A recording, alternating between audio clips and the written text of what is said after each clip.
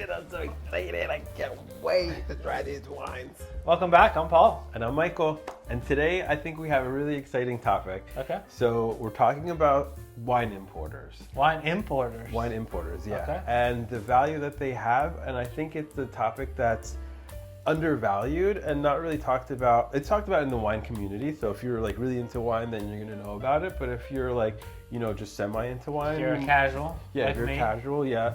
Well, yeah, but you're going to know about it. So. Okay. So wine importer. So when you take a look at a bottle of wine, right? Yeah. Anytime you see the back of the bottle, it's going to tell you like who imported the imported. wine. Like it's either going to be like a person's name or a company. Okay. And the reason why it's important is because they're basically there to source the wines for you. So it's kind of like a sommelier or a really close friend, think of it, that's bringing wine from one place, curating it from like the vineyards and bringing it to the shops kind of thing.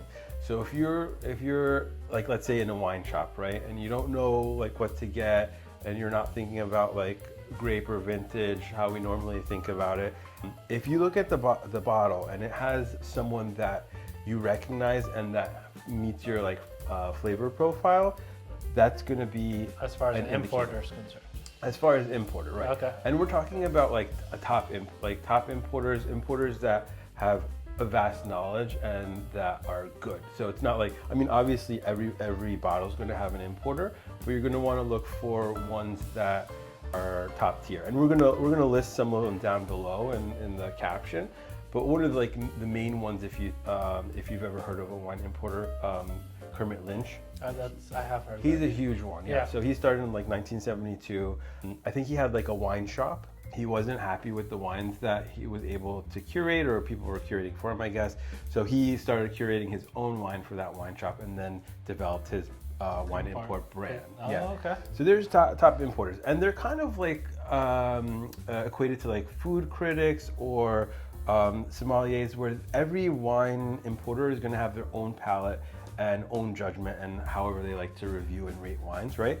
So if you find a wine importer that you're like, oh, I like this bottle of wine, and you've tried a couple in that vein, then if you see that name again, you probably are going to enjoy that wine. Okay, so You it's know like what I mean? it's like another way to buy wine if you Exactly. don't know vintage or region Right. or what you're looking for specifically. Exactly, yeah. So if you see like a Kermit wine with a label that's Kermit Lynch and it's in your flavor profile, you know that wine is going to be a good wine. It's almost like a friend recommending it for you. It's a really good tool to use, especially mainly in wine shops. Obviously, Yeah. you can't use it in restaurants and stuff like that.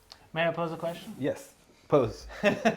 So are importers exclusive to certain vineyards, or will vineyards work with multiple importers? That's a good question. I think vineyards will work with multiple importers, but importers are going to be sourcing from their region. So the ones that I'm going to list below are importers to the U.S. Right? So Yeah. if you're out of the U.S., a quick Google search of top importers in your country is probably going to find who the top importers are. Also, the top importers tend to have their websites, right? So you can go to Kermit Lynch's website. I didn't know that. Yeah, and you can see their portfolio, what kind of wines they're curating. Okay. So those kind of importers, it's very highly curated and self-selected by their wine style. Okay. Wine importers are basically choosing the wines that you're going to drink. Yeah. And so The if you selections in the U.S. are brought in through wine importers, and so they have a lot of control as to what Yeah. we're seeing. but if you like their style, just like a fashion style, then you know it's Oh, gonna okay. drive with you. Okay. Yeah. For example, we have two wines: Italian Barolo, red. White wine is a Sauve Classico. I'm sorry if I'm mispronouncing the type of wine it is, but it's a white wine from Italy. The importer is Maze Row, which is one of the top wine importers. Maze Row. Yeah. The other thing about importers is they're also gonna, a lot of them are gonna have their own niche and style in terms of where they are curating wine. So there's importers that like they're very knowledgeable about like Italian wine. So when you get wines from them, like in the Italian section, it's gonna be good. Okay.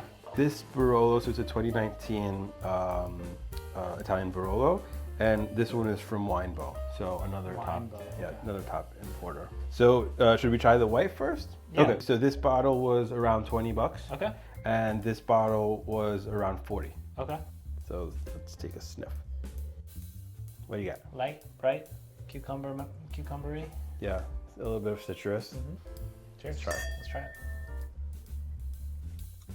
Very fresh on the palate, almost herbaceous. Tropical. It's tropical, very tropical too. Like tropical, juicy, Yeah. dry, but and it lingers. Yeah. It also has like a citrus herbal note that I got.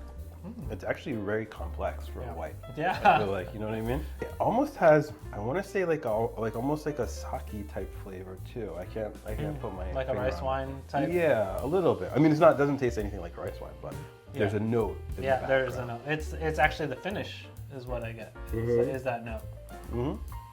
It's complex, but it's also easy drinking at the same time. Yeah, You know what I'm saying? Like you can sit with it, or if you're just outside enjoying a barbecue, you can just sip it without thinking and still enjoy it a lot, especially for the price point. Yeah, it is. It's a dry white, but with a lot of complexity, I think. And this was Maze Row. Good job, Maze Row. Maze Row. Proud of you. And you know, for $20, Oh man. Yeah. I think it definitely hits above its mark. Yeah. If it's for $20, do it again. Do it again. Do it again. Do it again. Yeah. All right, let's try the Barolo. Barolo? So yeah, Barolo was by Winebow. Wine. It smells nice. Does it have that? Yeah.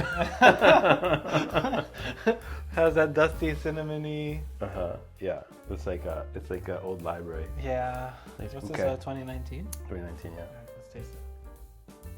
The body's very light. I think it's. But Barolos I don't think they tend to be like super heavy. I don't know. I think it's my first Barolo. Oh. Yeah.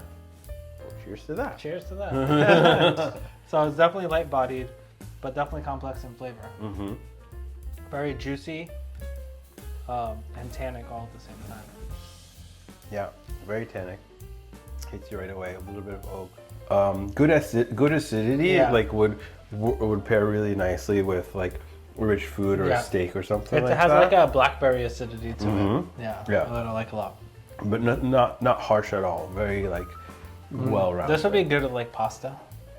Yeah, for Be sure. Really good with pasta. With like a red sauce. Yeah. And this you said was 40? 42. Yeah. 42. Very good. If you guys saw my prior episode of me trying to buy wine like old money at the liquor store, another layer you can add to is knowing some importers.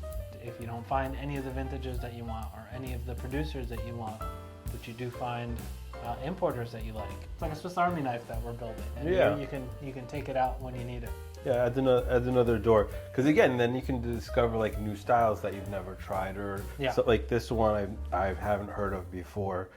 You know, I have nothing against a screw cap, but like again, it was a screw cap, and it was a wine I never heard of before. Yeah. But yeah, so I thought it was a good experiment. It is. It works. I mean, it works. You didn't know any of the producers or the vintages of these wines, and they both turned out well. So I hope you guys enjoyed it. We'll catch you on the next one. And let us know if you have any like top wine producers that you love. Yeah. Check out the comment down below, or like a little info box for the ones that we list. It's not extensive or comprehensive. Yeah. All right. We'll see you guys next time. Cheers. Cheers.